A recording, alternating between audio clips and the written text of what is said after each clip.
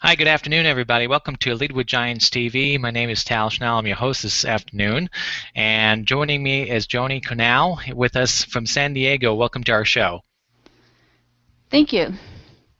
Glad to have you. And also joining us is Liston Sally. Welcome this afternoon. Thanks, Tal. Glad to be here. Great. Well, we've got a great show ahead of us. Always trying to add value to leaders, and that's why we have Joni with us. And let me do a little quick introduction about Joni. And she's an organizational consultant and leadership coach who specializes in maximizing leadership potential. She works with companies to attract, develop, and retain top talent. She works with individuals to improve their success and happiness in their career. She's also the author of a book called Flying Without a Helicopter: How to Prepare Young People for Work and Life. So we're going to have a great discussion because many managers and leaders are looking for, we're a little bit overwhelmed, overstretched, and we want to make the best and add value to people and really balance our life. But we're getting more to do in our plate, so we're going to try to talk about that. Joni, my first question is, which is a challenge. I try to speak. I know also in my organization and other leaders in Dallas is number one challenge is how do I balance my time? How do I balance my life with everything that's being thrown my direction? Well, Tal, I think that's a struggle for all of us. And the answer is it all comes down to priorities. And for executives and leaders especially, you have some choice in this, and you are also a role model for others. So what you do impacts what other people are doing. When it comes down to the priorities, it's a matter of what's important to you. What are your values? Are your values about being healthy or being rich, right? Mm-hmm. And it's interesting because I work with a number of leaders, and when it all comes down to it, if you're not healthy, you're not going to be rich, you're not going to be Right. happy, you're not going to have a good relationship with your family. So balance is actually more important than people realize. And, from what you're just saying is you're getting into the really kind of the iceberg here because people wanting to do a good job, they want to lead their team, they want to lead their family, and but they really kind of get caught. They're really stressed, but they want to do the right thing. One of the challenges that I think that all of us face is, like you said, is really having priorities, having some sort of a system in place to keep our priorities. What's important? What should I do first? And what should take, emails, those kind of things. What is your suggestion for someone who is really a leader who's been giving more responsibilities now, and now they're just overstretched and overwhelmed with everything that's coming their direction, but they've done a really good job in their previous role that somebody wants to actually reward them. So, Right. Oh, that's an excellent question. And I think one of the things that happens when people move up in an organization is that they're used to doing things themselves. That's what's gotten them to where they are.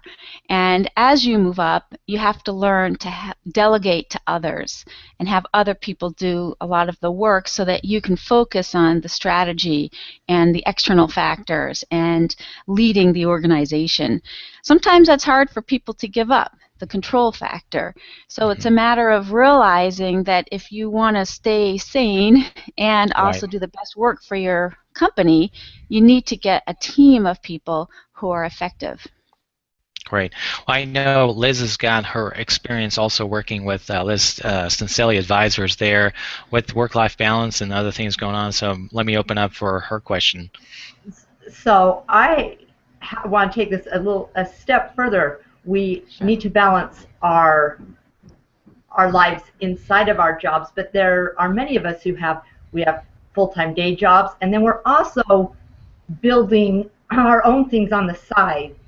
And so, how do you have any suggestions for finding balance between keeping our organizations happy, being able to commit time and resources to our own businesses that we're working on, and then still having time for family and friends and that type of thing?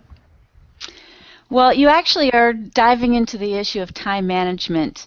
It's funny because I've been teaching a class on time management for about over a year now, and it all comes down to the priorities piece. And you look at all the literature and the advice on time management, and people say it starts with the values. What is important to you? And once you figure that out, the next piece is the discipline. Staying focused on what is important and not letting other people or other things distract you and take you away from those. So if you realize right at the crux of it, okay, it's important to get some things done for my employer and it's important to get some things done for me, but when your employer asks you to do something that isn't necessarily important, yeah, that might create a conflict, but maybe you can find a creative solution to work through what meets everybody's criteria for what's important. A lot of it is about the pieces of time management that will help you prioritize and stay focused on what's important. And that's really great advice. It's really easy to let things that aren't important distract us. So. Yes, I'd say a second factor is the courage. I mean, that's part of the discipline, but courage is really important too, to be able to say no. And one of the things that I talk to a lot of leaders about, well, also just other employees in organizations, is how to say no.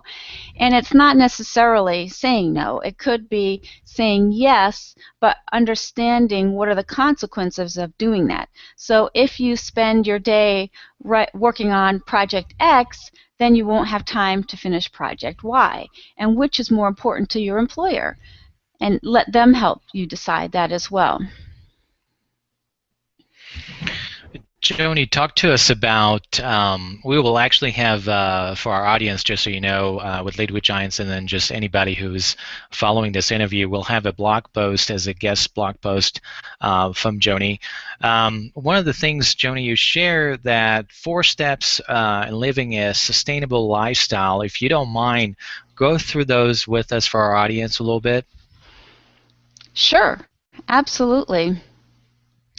Well, you know, I talk about this in terms of figuring out what's important. That's what we were just talking about just now. And it comes down to thinking about in your life what your values are and understanding that right at the crux. Sometimes people want things for reasons they're not really thinking about, and they may really actually value other things, other priorities. And you talk about, I mean, this is a season of wanting and or giving thanks and being grateful, and then we move into the next season of asking for stuff, right, for gifts and everything. And if we think about what we have, not necessarily what we want, we might actually be a little bit better off. But in terms of the 4 steps, we're talking about that and asking ourselves what's important, and then we're actually having the discipline to stay focused on that. Did you have any particular questions about that, Tal? Well, I think that I know that, let me give you an example, and I would like to actually come back a little bit after this question to the values a little bit later, but because I think it's very important. I know a lot of it is the time management, discipline, and focus, and then what's important. The values are really key for many people.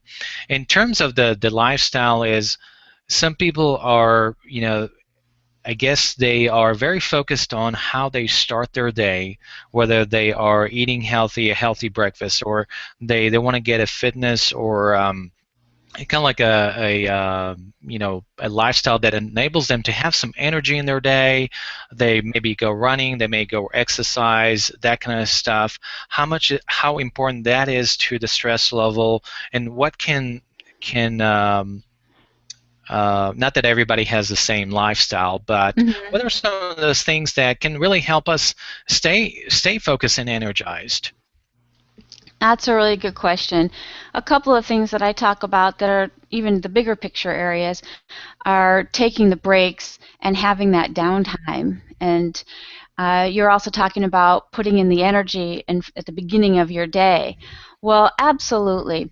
First of all, we've got the body that needs nourishment, but we also have the mind that needs the nourishment. And as leaders, we actually have problems with both because A, we run out of time and we don't take care of our bodies. But the mind we often forget about. Making decisions, leading a company, those are very taxing activities. Mm-hmm. And having some time to focus and give your mind a rest is another way to energize. In addition to getting the right vitamins and having Right. a jog to the exercise and all that, exercising your mind or letting it take a break is really critical.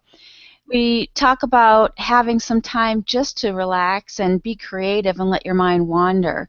That's the time when creative ideas surface. Mm-hmm. And I saw we solve problems during those times too. All of a sudden it'll bubble up. You may have noticed that in your own life. When you're not focusing on things and you're just kicking back, you might say, oh, now that's what I should have done. Or this would be a nice, easy solution for the problem. But also, taking time to ground yourself, not just thinking about nothing, but thinking about what is it you need to be focused on, and preparing yourself for the day, preparing yourself for your next meeting. Is it a meeting where I'm going to be listening and needing to hear the information? Is it a meeting where I'm going to have to take charge? And how can I best bring myself and be present during this next activity that I have to do? So it's really important to really pause and reflect and kind of take it all in, just kind of stepping away from Mm-hmm.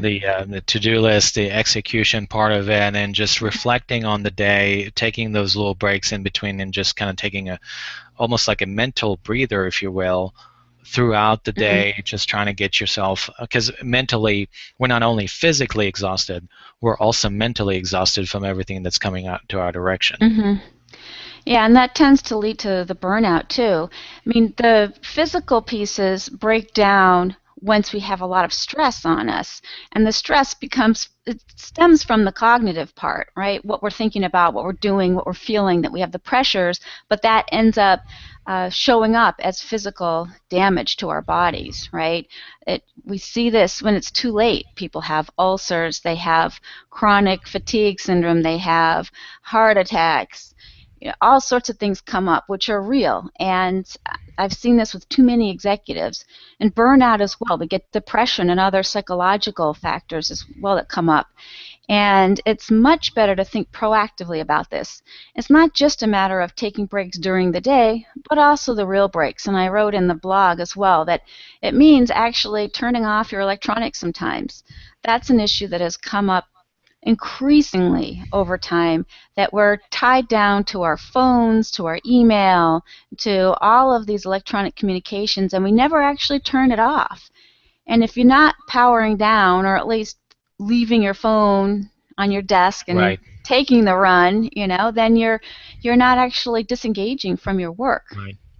Well, I'm kind of guilty on that as Facebook addict here, so Yep. I'm guilty of that. So I can relate, and sometimes I have to catch myself and saying, just like for an hour or two, just don't go on Facebook, just do something else, just Right. and I think that's real important. But I like to also give an opportunity for Liz to finish our first segment maybe with a question to lead us to conclusion of the segment. So go ahead, Liz. Joni, could you quickly talk about, do you see a trend? Is the way we work changing? Are you seeing some trends out there that maybe you can share with us? Well, there are some trends that are out there. And you look at the statistics, the question is, are we working more than we used to, right? Do we work harder than people in other countries? Well, the answer is yes, but it's not necessarily that much. So the quantity of hours is slowly increasing, but we're not necessarily working more hours than people in, say, Greece, for example, or in Eastern Europe, but compared to some other places we are. So the one trend of are we working longer might be yes, but not as much as we might think. But the other trend is, are we working smarter or not? When we distribute our work across all the hours of the day, it is impinging into our personal lives more than it used to. People used to work, in America at least, and then leave when they were done. And we look now that that's not happening as much. It's interesting, actually, in France, for example, they just passed a law where employers aren't allowed to email their employees after hours. Now, we probably think that is ludicrous for most of us here in the United States, saying, oh my goodness, to actually shut down when you finish work at 6 o'clock in the evening and there's no emailing after that. But for them, they realize this is a priority. We don't want people to have to feel like they have to check in at 11:30 at night to stay current on what's going on in the workplace. So that's where I think people are getting a lot more burned out, to answer your question, Liz, in terms of this constant influx of information and tension of having to respond to it. That'd be really interesting to see that here, because I've been working for companies that you'll see emails. Not only my company, gosh, I have the chance to visit with some customers, and their day is never over, and they're working. With the exception of sleeping at night, they are working through day and night. So it does happen, and it would be interesting to see how it's going to work here if it does. Joni, thank you so much for doing the first segment with us. We'll go ahead and close up here, and then we'll our second segment for our audience. We will tackle more of the resilience, how to be a resilient leader and a manager. So we'll talk more about that. Thank you.